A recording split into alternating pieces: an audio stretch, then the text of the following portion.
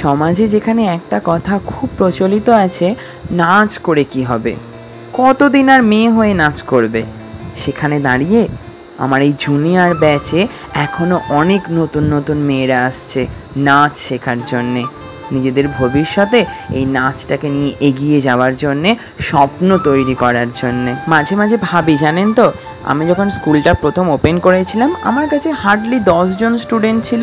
তাদেরকে নিয়েই আমি একটা ব্যাচেতেই ক্লাস করাতাম, তাতে ছোট হোক বড় হোক সবাই একসঙ্গেই ক্লাস করতো। তা নিয়ে কোনো মতভেদ আমার গার্জেনদের আগাগোড়ায় কোনো দিনই ছিল না, এখনও কিছু নেই। সেইখান থেকে দেখতে দেখতে অনেক যুদ্ধ, অনেক পথ, অনেক রাস্তা অতিক্রম করে আপনাদের অনেক ভালোবাসা ও আশীর্বাদ পেয়ে আজকে আমার 4টে ব্যাচ হয়েছে।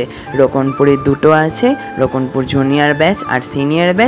সাতগেছিয়াতেও 2টো ব্যাচ তৈরি হয়েছে। এই 4টে ব্যাচের মধ্যে থেকে আমার এই ব্যাচটা হলো সব থেকে ছোট ব্যাচ। এদের কাছ থেকে আমি রোজ অনেক কিছু শিখছি, অনেক কিছু শেখার আছে। হতে পারে আমি বয়সে বড়, হতে পারে এরা বয়সে ছোট, কিন্তু অনেক কিছু শেখা না ছোটদের কাছেও হয়।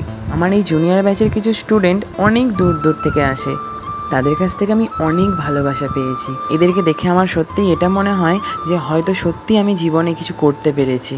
একটা সময় মনে হয়েছিল আর হয়তো নাচটা নিয়ে এগোনো সম্ভব হবে না আমার পক্ষে, কিন্তু শুধু এদের মুখের দিকে তাকিয়ে আমি আবার নতুন করে নাচটা শুরু করেছি। আমাদের জীবনের লড়াইটা খুব একটা ছোট নয় যে একটুখানি পরে থেমে যাবে। আমাদের জীবনের লড়াইটা অনেকটা, সর্বক্ষণ সর্বদা সর্বসময় আমাদের লড়াই করেই যেতে হয়। কিন্তু এরকম না যে হোঁচট খেয়ে পড়ে গেলে আর উঠে দাঁড়াবো না। হ্যাঁ, হোঁচট খেয়ে পড়ে যাও, বারংবার হোঁচট খেয়ে পড়ো। তুমি যতবার হোঁচট খেয়ে পড়বে ততবারই সেখান থেকে শিক্ষা পাবে, এবং সেই শিক্ষা নিয়ে নতুন জীবনের পথে এগিয়ে যাও, নতুন লক্ষ্যের দিকে এগিয়ে যাও, আর নিজের লক্ষ্য সর্বদা নিজেই পূরণ করো। তার থেকে সুখ হয়তো আর কিচ্ছুতে নেই।